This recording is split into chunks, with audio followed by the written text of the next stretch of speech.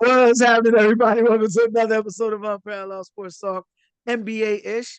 I'm your host, Kwame Fisher-Jones, as always, joined by my man Everett Terry Jr. when we break down the round ball, also known as the Fat David Banner. Oh no, light-skinned David Banner. Light-skinned David Banner, that's right. Definitely All not right, the so fat one. I'm just the light skinned one. how you been in the gym, though, for what you told me, or trying to get in the gym? It's Yeah, a I'm getting tough myself time of together. year. It's a tough time of year for anybody to start working out. I tell people that all the time, man. If you're going to start working out this time of year, just go to the gym. Like, don't worry about dieting. Don't worry about anything. Just go to the gym. Because there's food everywhere you turn, man. It's an overindulgence worth of food. You know what I mean? So, speaking of overindulgence, I think you a bunch of different rundowns, and I changed the A block on us. So before we get started on any of the new topics, I want to pick up in a much more structured atmosphere, much more structured conversation on Tyrese Haliburton. Now, I don't consider the Pacers a surprise, disappointment, bad, good team. So, but I do consider Tyrese Haliburton I don't say disappointing player because he's about where I would, but I think you would say he's having a disappointing season. Is that fair to say? Very And compared to what he's been giving us compared to what he is now. Yes, very disappointing. I want to give you credit on this. This is the main reason why I want to open the show with this. You were steadfast last week that 20 and 10 puts him in a different category, top player, and I disagree. But I will say this: 19 and 10 over a 4-year span, which is what Tyrese Halliburton is doing in Indiana, is nothing to poop at. He's missed over 150 games, but nevertheless, is nothing to poop at because we celebrate the big dude in Philly for playing even less. Right. Right now in the NBA, you got three players that are at that 20 and 10, 20 plus points and roughly 10 assists and 9.7. You got Trae Young, which is 22 and 12. You've got Cade Cunningham, which is a guy that should be considered for an all-star berth. Detroit's played fairly well. Shout out to Bernie Bickerstaff Jr. And you've got Joker, Jokic, and you got LeBron. Slightly below them is Halliburton, 18 and 9. So when you're in that stratosphere, you're better. You're better. He's a much better player than I give him credit for. If you're in that stratosphere, you're talking about Joker, who struggles limited defensively, but is so skilled you're willing to overlook that. Talking about one of my favorite guys of all, one of my favorite players, athletes, people of all time, LeBron James. Kay Cunningham, I think the world of. I'm the Sixers to try to get him. It was like trade him, be trade, whatever, get him. And obviously Trae Young, another guy I'm a big fan of. So I give Halliburton credit, but I still overall consider you said that he didn't get a lot of time in Sacramento. That was part of the issue. And being out here with the Kings, I knew that wasn't the case. So I looked that up too. He's getting the same amount of minutes in Indiana as he got in Sacramento. I think it's like zero 0.4 seconds less. So he's getting the same minutes, taking 2 less shots. The difference is the pace is better for him. The difference is he has better players around him, which we'll get to Sacramento in the dress center. But I still think he's just a fringe all-star. I don't think his numbers have a big enough impact on the game. Like he puts tremendous numbers in there, but I think his mistakes have bigger impacts on the game. But I want to give you credit before we start the show about giving him his propers and giving him his flowers as a player, and for me being completely wrong in the numbers not having value. So is that fair enough? That's fair enough. All I'll say is I looked at the fact that he was doing that at 23 years old. There ain't a lot of guards outside of Cade Cunningham and maybe Chris Paul who was doing that at 23 years old in the NBA. And keep in mind, he rode the bench as the backup the first couple years in the NBA. His first year as a starter putting up 20 and 10 is impressive because Cade Cunningham wasn't putting up 20 and 10 his rookie year. He wasn't putting it up his first year as a starter. So the fact that he did it, to me, with a team that wasn't expected to do much, they gave away their best franchise player for him because they believed in him and the fact that he could grow and develop showed that they wanted to give him a chance to be the guy that ran the car. And he's doing that. He is the engine to the offense. The difference with this year is I think teams are more honing on him now, and he's looking to get other guys involved. They've had some guys they've lost. They've had some injury issues. There's a little bit of inconsistency in his play. He's had a couple rough, like over kind of games, donut kind of games where it's just like, but for the most part, he's going through that sophomore slump per se of what most guys who start in the NBA go through. Where he will develop and become a guy that you'll say, yo, he's a perennial all-star. It's consistency. If he does it 2 or 3 years down the road, yeah, we'll be saying, hey, Tyrese Haliburton is basically, a lock for, 20 and 10 every single season. And if he does that, we're going to have another conversation about it. But for now, I'll take that. It works great for me. Coin a phrase and put it on a t-shirt: consistently inconsistent. He's going to always struggle with injuries because the load is too heavy for him. He's not that type of player. And I understand everything you're saying, but he's 6 years in the league, consistently inconsistent. But nevertheless, you were right on the numbers. You were right on the pantheon of player he is right now at this juncture. So we'll see if he jumps up. Now, I want to jump into the show. Surprise. One of the teams that surprised, I wouldn't say surprising me, but one of the teams that I'm enjoying watching and I'm kind of taken aback about how good they were are the Cleveland Cavaliers. And I don't hear a lot of people talking. It's kind of like the Cavs are good, but when your team has the best record in the NBA, almost 30 games into the NBA, we're over a quarter of the season in. When your team is got 4 or 5 players that all shoot, 5 of their top 7 players shoot over 40% from three. When you're number one in attendance in the league, and you got a new head coach, when you got a guy that should be mentioned in MVP conversation and Donovan Mitchell, your team is worth talking about. Are you surprised at what the Cleveland Cavaliers at 26-4 have been able to do this season?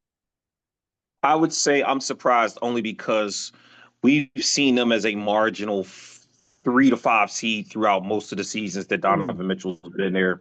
For the fact that they've been in the top seed and maintained it, even with a Boston who's a defending champion and teams like that right there on their heels, to hold that is impressive in itself. But here's what we always learn about the NBA, and this is where I'm going to say, hey, it sounds great, but show me what it looks like when those playoffs come around and those games start to matter. Show me what it looks like in a short 7-game series. Show me what it looks like when Darius Garland misses 25 games with a calf strain, or Donovan Mitchell misses 2 months with, a hammy, and then let's see if they still keep that same energy because, yeah, it's great when you're clicking on all cylinders, and I love to see it. I really, really do. It's great to see. I like what they're doing. Do I think they maintain it through the year? It's possible, but we always know. I always tell people, remember the Atlanta Hawks when they led the league with best record in the league and got in the playoffs, and LeBron said, nah, y'all can go home now. Like, this is a thing. So to me, having a great regular season record doesn't mean much to me until I see you do it in the postseason when it matters. It's tough. It's tough to throw. LeBron is a different monster though. Like it's different water over there, so it's tough to jump in that. But I get your point. Kenny Atkinson, I think, is going to stop a lot of that. First of all, one of the great things that he does is specifically Darius Garland, who I was never high on. I didn't like him in Vanderbilt. I didn't like him coming in the league. I don't like his game. Like I don't like anything about his game. Good dude, but I just don't like anything about his game. But Kenny Atkinson finding a way to not build an offense around him, but finding ways to get him points through the flow of the game, I think was instrumental. What they've done is they've changed their offense from a Darius Garland Donovan Mitchell offense to an Evan Mobley Donovan Mitchell offense. I am very high on Evan Mobley, but I wonder how Cleveland would develop him. The fact of the matter is he's an athletic, skilled big man. I'd like to see him shoot more free throws. Love to see him get more rebounds and score more in the paint. But even at what is he? 18-9. At 18-9, playing really his first full season, I guess last year too, but playing his first full season with expectations, minutes, definitive role, he's playing well. And Donovan Mitchell has played well off of him. If you remember, Mitchell really thrived with Rudy Gobert, which says a lot about him as a player because we know Rudy is not a skilled player. Like he is the epitome of just tall. Like he is the epitome of that. So for Mitchell to find a way to be successful in that stratosphere says a lot. But hats off to Kenny Atkinson, man. I mean, I don't want to ever say a dude who got over $1 million got a raw deal, but in the grand scheme of things in Brooklyn / New Jersey, they could have done a little better by him and pushing him out of the door for an underqualified person in Steve Nash, for him to finally get to go from Spencer Dinwiddie to Kyrie Irving and Caris LeVert to Kevin Durant and get pushed out of the door is probably kind of funky, but he landed on his feet. And Going into the season, what did you think Cleveland were going to do? Because that's the thing that has elevated so much. When you don't have expectations, bro, you fly, you flying without a seat. Like you living life. Life is good. You know what I mean? You don't have anything to worry about. And they didn't have expectations going in. Nobody thought Cleveland would be this good. They'd be behind. You said 3-5. If they finished at 6-8, nobody would have. They finished 7-10. Nobody would have been tripping. So to Right. have the #1 record in the NBA, and they're headed. I'm gonna say it. Put it down. Timestamp it. Mark tape. They're headed to the Eastern Conference Finals.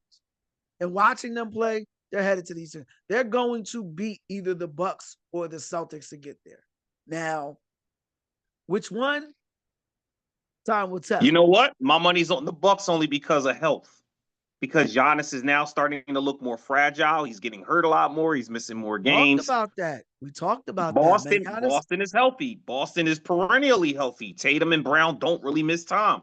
That is going to be a formidable matchup. And they're a defending champion that plays good perimeter defense, which offsets the strengths of what Cleveland can do. They can defend the pick and roll well, and they play good team defense. So they have a better shot of getting through the Bucks, especially because we all know who their coach is, but we won't go into that right now.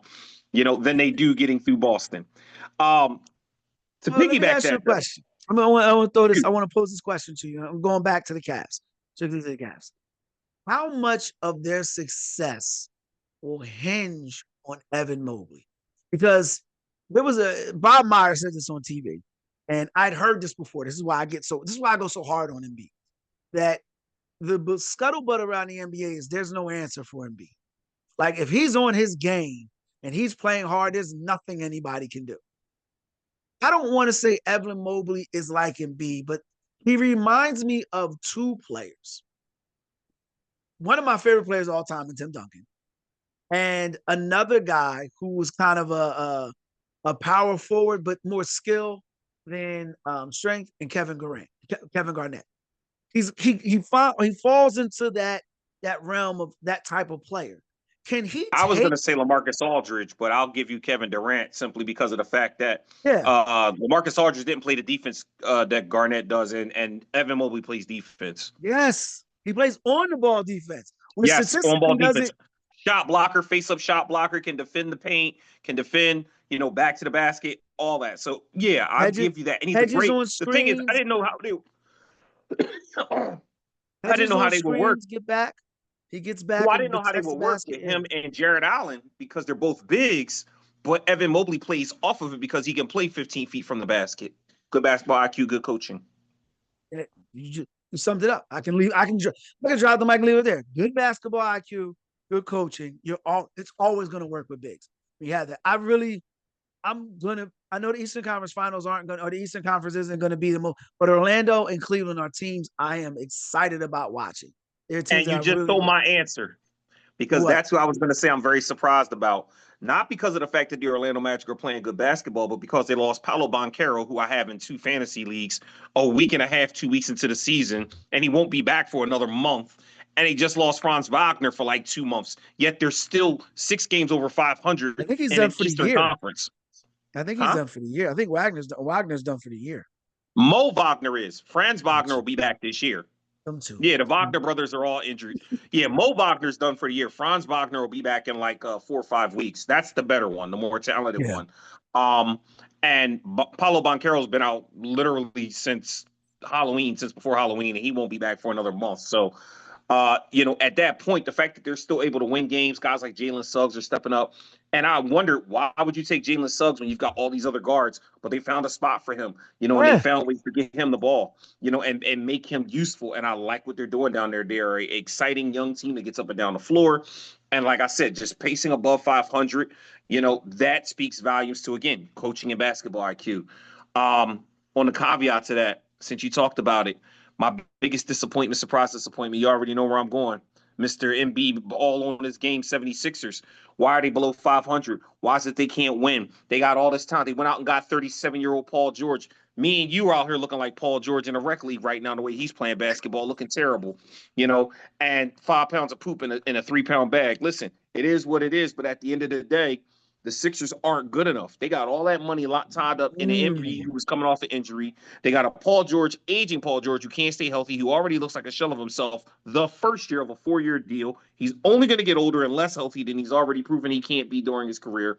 And then they got Maxey out there running around trying to figure it all out by himself. You just lost Jared McCain pretty much for most of the year, who was a rookie sensation that gave people something to look forward to, even though they had a small backcourt with him and Maxey. But he was exciting. You know, it was like, we don't know what this draft kid's going to do. He paints his nails. He does TikToks. But can he play ball? You are not going to let the painted nails thing go. You are not. Every time it's like that. Listen, I don't care if he paints his nails and eyeballs green and purple. If he can shoot the ball and score, that's what matters. And that's what he was doing. Listen, I picked him up. He filled in a great spot for me. And then he got hurt. Now I cut him. He's not on my team anymore. I understand. So I'm not a fan. At the end of the day, the Sixers draft well. I mean, they did great with Maxey. They did great with McCain. But they don't know how to sign free agents. That's your boy Daryl Morey doing the best job that he can do, trying to build a team, buy a team, and not putting a good team together. And so the Sixers are highly disappointing because they were rejected to be a top 2, top 3 team in the East, and they're basically fighting to come for the play-in. And everybody thinks, oh, they should tank and try to go get this loaded draft class with Harper Jr. and Cooper Flagg. I'm like, listen. That doesn't fix the problem. The problem is Embiid. Embiid is the problem. You have to trade Embiid. He doesn't want to be here. He's unhappy here. They can't win with him. They sure can't win without him. Unload him. Get from cap hell. Get some money off the books. Ship Paul George out to go play pinochle wherever he wants and start with the young youth movement. That's what everybody else is doing. That's what Orlando did, and they're doing well. And that's what everybody else is doing, and they're looking exciting. That's it. I was just going to go with one surprise team, but I got to comment on a lot of things you said about Embiid. The first thing is I wouldn't trade Embiid. It's not because I want to keep him. Because looking at the financial ramifications of making that type of trade means I'm going to have to take 1, possibly 2 contracts for players that I'm going to have a hard time moving and that aren't going to impact my roster. It would be better for me to keep Embiid and allow him to play out whatever foolishness he's going to do in his contract and focus on developing Maxey. Because no matter what, Embiid's only going to be around for 40 years.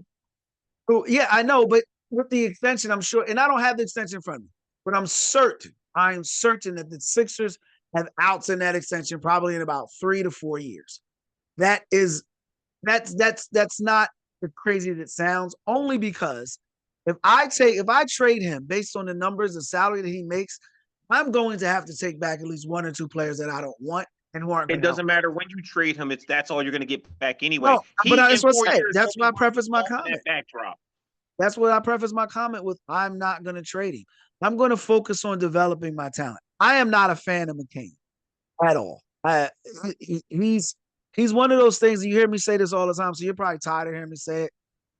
He's one of those guys where the expectations were below the talent. The talent exceeded the expectations, so he's getting elevated.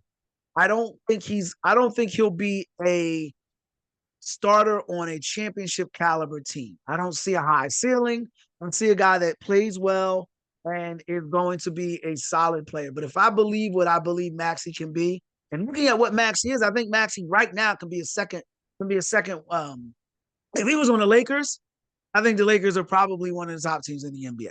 I think he can be the second guy on a championship team. I don't believe he can lead a championship team. Now, quickly on Paul George. I didn't like it. I still don't like it. And bottom line is he's here. I see you're at a loss for words. Well, because he's been exactly what I thought he would be. How do you comment on something that's not a surprise? You buy a car from a bad dealership that shuts down the moment you walk off the lot, and the car dies 2 days later. What do you want me to say to you? It was a bad deal. Paul George didn't want to go there. He tried to stay in L.A. They wouldn't keep him. He tried to get to Golden State. They couldn't get the deal done. All right, fine, I'll go to Philly. Oh, yes, let's sign him. Get out of here with that. So the Sixers are a mess, but Clippers look like geniuses, by the way. They look like geniuses, but let me just say this. They look like geniuses because they got James Harden, and James Harden has kept the culture up or kept the spirits up while Kawhi Leonard gets back. Norman Powell is balling, averaging 25 points a game. Get me started on the Clippers because Clippers have everything Sixers should have. Starting with Ty Lue. Starting with Ty Lue. Agree. Everything the Sixers should have had. So One more thing. One more thing, and I'm moving away from the Sixers. It ain't Ben Simmons' fault. Like it ain't been like we keep blaming Ben Simmons for everything under the moon. It's his fault for everything in Philly. It ain't Ben Simmons' fault at this point. Stop mentioning his name. Stop mentioning his name. The problem has been the problem. He's been the process. He's the dude that got swept out in the first round. Awesome. He's a dude that tripped on sidelines in a warm up. It's warming up where Steph Curry warms up at 7 new. So moving along, my disappointment is the Sacramento Kings. Well, my surprise is Sacramento Kings. I'm surprised at how bad they are. They're under 500, and they don't have a bad basketball team. No, like, they don't. About this now. They're under 500. They've got, I'm going to get lambasted for this, but they've got one of the best guards in the NBA, and De'Aaron Fox. And if you doubt me, who's going to lambaste you for that? That's true. He is one of the best guards in the league. In my opinion, he's one of the top 5 guards in the NBA. I agree. No argument. Okay. You know, they've got Sabonis. Anybody saying De'Aaron Fox is in the top 5 guard in the league don't know basketball. Okay. Well, I've been on the Fox train for a long time, man. So I like DeMar DeRozan. He's a little long in the tooth, but you know, Keegan Murray is coming along, but he's not great. The problem with Sacramento is one of their biggest attributes is one of their biggest detriments, and that's Sabonis. Sabonis averages a double-double. Sabonis is fairly reliable. He's one of the more skilled big men, but he's got the athletic ability of Frankenstein. He is a guy that doesn't shoot terrific from 3. He shoots adequate from 3. You didn't go and get him for that. You got him to be a 20 and 10, 15 and in kind of guy, and that's what he is. Get you your rebounds and start the offense. But when your wings are Keegan Murray, also a guy who's about as athletic as Frankenstein, DeMar DeRozan, who played. I mean, let's put it in language. DeMar DeRozan played Vince Carter. Yeah, it was a long time. Exactly. Played Vince Carter. Vince been out the league like 5 years. Like that was a long time. He played, you know what I mean? He played with Kevin Garnett. Like we can go on and on. He remembers LeBron when he was on the Cavs the first time. Like let's call him what it is. Keegan Murray hasn't really done a lot, but Malik Monk, Kevin Huerter, those aren't athletic guys. So you've got to get a big who can move. Okay, that's fair. But this is where basketball IQ and not analytics. This is where basketball IQ differs from analytics. We watched Draymond Green and the Warriors basically put Sabonis all over the place, put him in space, do everything they possibly to make basketball, and even kicked him in the chest. That's all said and done. But the point was, they knew where to go. As an organization, they have an organizational stench, and it's hard for them to overcome that stench. But when you have guys on the basketball court, when you have a Ferrari like Fox, it's great to have a skilled big with him, but you'd be better to have an athletic shot block. Gafford and PJ Washington would be better. I was just about to say, Gafford would be such a perfect fit there. But you remember when we had this conversation about Luka years ago, and I said you don't want everyone's talking about Luka needs a star, and I said you can't get a star with Luka. You need guys who can excel, that can play around. Yep. You know what I mean? And go and just don't need the ball to score. They can George Lynch it, do the grunt work. And that's what you need in Sacramento with Fox.